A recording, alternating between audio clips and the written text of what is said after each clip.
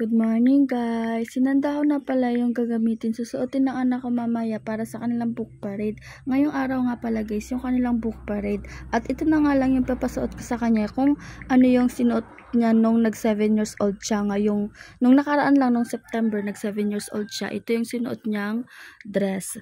Sinadya ko talaga na parang princess dress yung kanyang susuotin sa birthday party niya para magagamit niya ngayong November na book parade nila. Ayan siya guys. So, sulit din yung bili ko dito guys dahil nabili ko siya ng 450. Yan, mahal din talaga yung mga dress guys.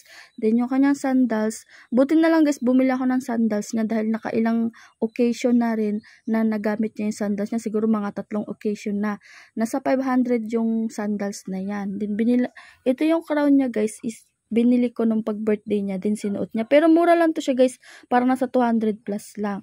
Buti na lang din guys, nung nag-birthday siya, niregaluhan ko siya ng makeup kit para magagamit niya kapag may mga occasion, ganun. Katulad ngayon, meron silang book parade, gagamitin niya to.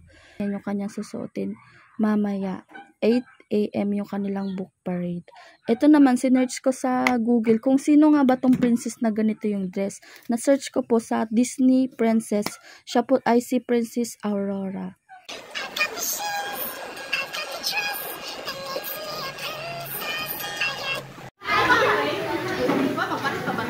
Ikot ka, ikot. Ayan guys, naka-prepare na po pala silang tatlong magpipinsan. Papunta na po kami ng school dito. Kailangan po mga 8 AM is magsa-start yung program nila. Si Venus po is si Snow White. Si Shane is si Anna. And si Lablab naman po is si Princess Aurora. Ito po si Shane. Siya po ay si Anna. Siya po yung kaibigan ni Elsa sa Frozen po na palabas. Yan po yung kanyang costume. And ito na nga guys, magsisimula na ang kanilang book parade.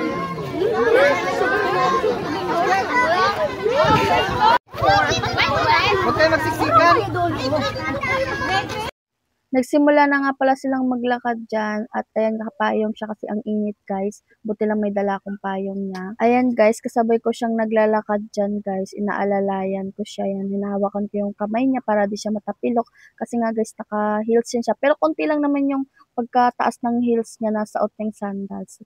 Pero sadyang natatapilok lang talaga siya kaya inaalalayan ko. Lahat naman ng book parade niya guys is nakaalalay talaga ako sa kanya. Nakasunod talaga ako sa kanya. Simula nung kinder siya na nag-book parade siya, ang costume niya nun is si Elsa. Then nung nag-grade 1 siya, kasya pa rin naman sa kanya yung costume niya na Elsa. Kaya yun pa rin yung sinuot niya. Then itong pag-grade 2 niya, hindi na kasya yung Elsa niya. Kaya bumili na ako ng dress niya. Kasi yung dress niya na yan guys. Ayan guys, nakarating na nga pala kami dito sa kanilang mini gym. Dito gaganapin yung kanilang book parade, yung pagrampa ng bawat kasuotan nila. Bali kung ano yung mga costume na suot nila, irarampa nila yan.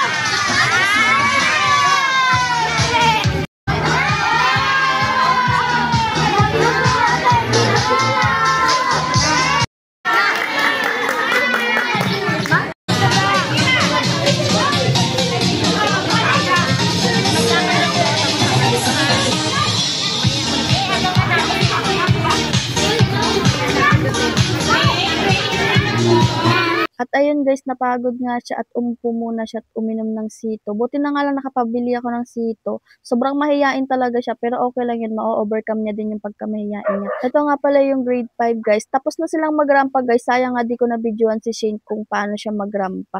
Kasi nakalimutan ko yung grade niya. And ayan nga lang, buti na-videoan ko din siya habang naglalakad papalapit. Din ito naman si Venus guys. Grade 6, Snow White naman siya.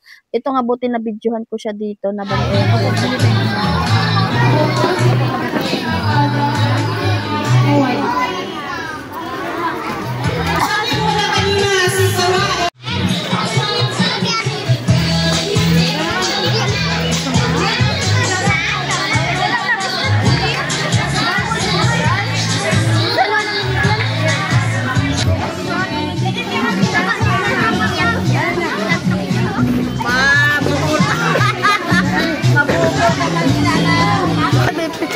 picturean kita, Ben.